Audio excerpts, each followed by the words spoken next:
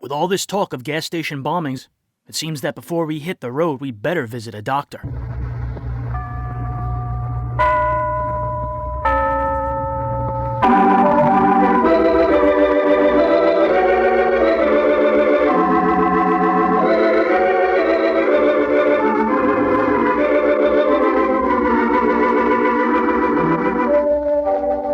From Hollywood, California, we present a new Dr. Christian drama called Between Office Hours, starring Jean Hersholt in the role of the popular Dr. Christian, presented for your pleasure by the Cheesebro Manufacturing Company, owners of the trademark Vaseline, and producers of Vaseline Petroleum Jelly, Vaseline Hair Tonic, and other famous Vaseline specialties.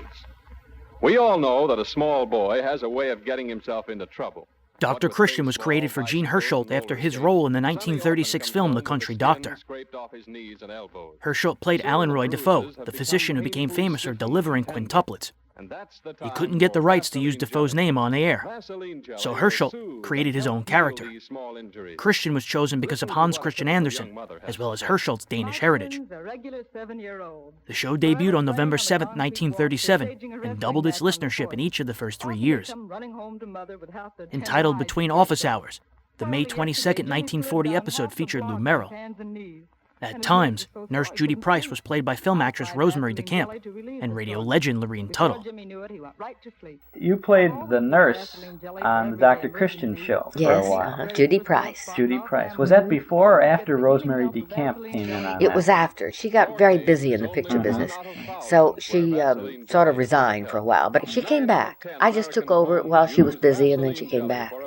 But that was a lovely thing to do. Jean Hersholt was a fabulous man. Lovely to work with. Of 100 ordinary little injuries. Vaseline jelly is economical. It does the work of much more expensive preparations, yet costs only 10 cents a jar.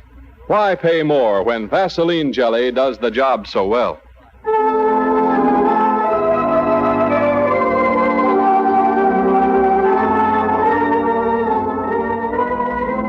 There goes the curtain music, which tells us the play is about to begin. The title of the play is Between Office Hours, and Jean Hersholt's supporting cast includes red-headed Rosemary DeCamp as Judy Price, the doctor's secretary, Lou Merrill as Bruiser Burns, a wrestler and underworld character, and George Lewis as Roy Davis, who owns the drugstore and courts Judy in his time off. But instead of the usual peaceful River's End scene with which our stories generally open, tonight's drama begins on a note of urgencies, even panic, with the action starting at a gas station not many miles away, where two men sit in the back seat of a parked car, the driver attentive at the wheel, while inside the station in a telephone booth, another man shouts at the operator. Hello? Hello? Operator, what's the matter? That's the second time you've cut me off from River's End. I don't know. I just asked for a doctor. Any doctor. All right, then give me a hospital. Hello? Hello? Listen, operator, I can't fool in any longer. Get the word along there's an emergency case coming in and to have a doctor ready, will you? Thanks.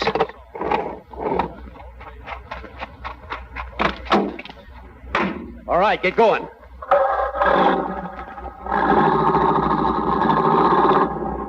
Hey, ain't we most to Center City? Couple of hours yet, Bruiser. Hand hurting you? I thought fighters were used to getting bumps. Sure, I'm used to getting bumps. I ain't kicking, am I? Well, we'll be in River's End in a few minutes, and the doc there'll take a look at it. Maybe he can put something on it till you get, where you're going. How do you know there is a dock in World's End, or whatever you call it? I telephoned just now in the gas station. There's a doctor, a hospital, the whole works. Hospital? I ain't going to no hospital, You're see? going where we take you. You're getting awful upset about a couple of pins' fingers, ain't you, Bill? Do we have to stop? We can have the bruiser there before midnight, and then they can worry about him. Yeah, I know.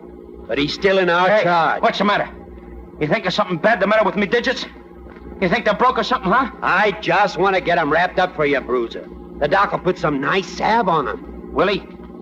It won't smart, will it, like that? No, Bruiser, it ain't gonna hurt. Now sit back and be quiet like a nice guy till we get to River's End. Okay. But we better be getting there mighty fast, see?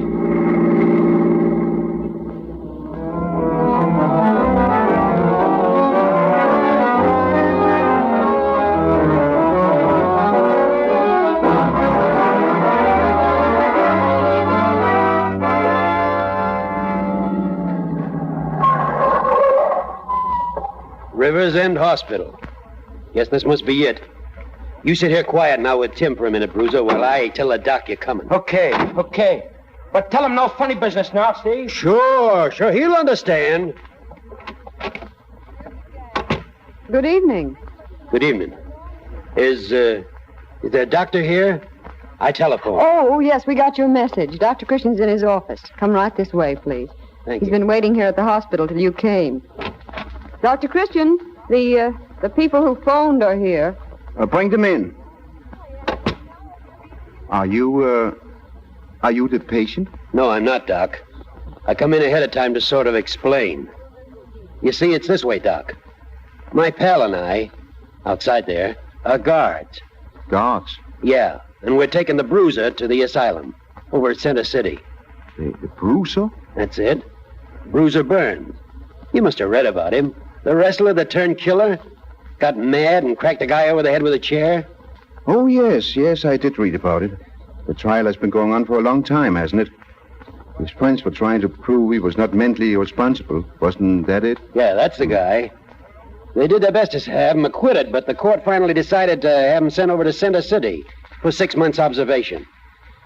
Well, that's where we're taking him. And he's the one who's hurt? Smashed his fingers in the car door trying to keep us from shutting it. He didn't want to come. He sure was mad. He gets like that every once in a while, and then afterward he'll just be as quiet as a child. Is he in pain? He won't say, but he grunted all the way over here. I suppose we could have waited till we got to Center City, but it sort of, got me. And his fingers look awful funny, Doc. You'd think a wrestler would be accustomed to a certain amount of pain. Oh, he's not complaining. Well, bring him in. Let's have a look at him. Okay. Oh, you remember this fella's nuts, won't you? Is he violent? He can be. Sometimes he acts like a 5-year-old. Just as gentle, like a dope almost. And then he's off again. He needs watching if you're going to work on him, Doc. Oh, I guess with your help we can manage him. Bring him in.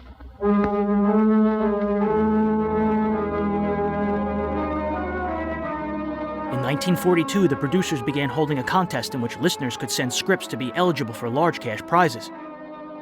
Weekly awards ranged from $150 to $500. The top prize script won its author $2,000. In 1947, Newsweek reported that nearly 10,000 scripts were received.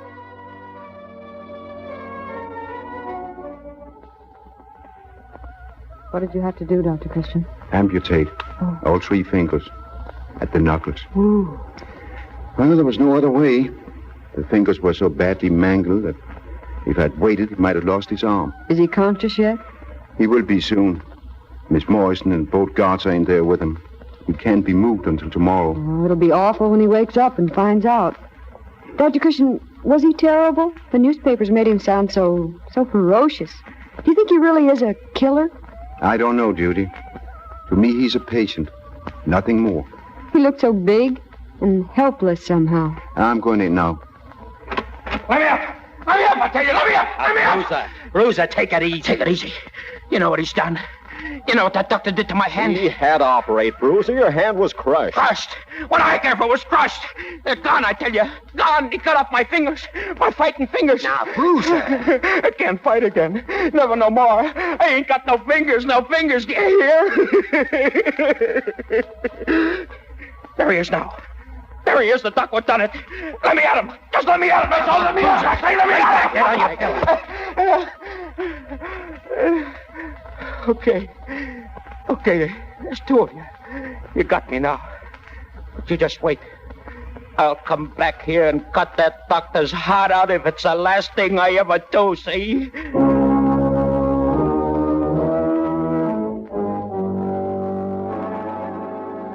They asked the audience to send in a story or a script. Uh-huh. They said it was the only show on radio where the audience wrote the script. They were lousy, too. Much, really very amateurish. How much tampering did the writers do with the audience scripts then? Quite a bit. Well, you mean the real writers on the show? Yeah. Yes, well, they had to fix them quite often because they were really quite amateurish. But they had nice thoughts. They had nice plots. But they just needed fixing. The dialogue didn't work. That's too the well. essential ingredient that a writer has to look for anyway, isn't it? Good plot. A good storyline. Yes. Something to work with, and then they can pull it together. Mm-hmm. So the audience then did participate. Hersholt would later found the Motion Picture Relief Fund and serve as president of the Academy of Motion Picture Arts. Give me that paper. The show never took a summer vacation. You'll never go to sleep. Dr. Christian ran over CBS until January 6, 1954. What about him? When Jean Hersholt passed away from cancer in June of 1956, the Academy created the Jean Hersholt Humanitarian Award. Criminally insane. That's a tragic end. Wonder if he's forgiven you yet for operating on his hand. It's hard to know what ideas will persist in a disordered brain like his. Well, you go and get some sleep or yours will be disordered, too. Close the door. Close both doors so you won't hear me typing. All right, but I depend on you.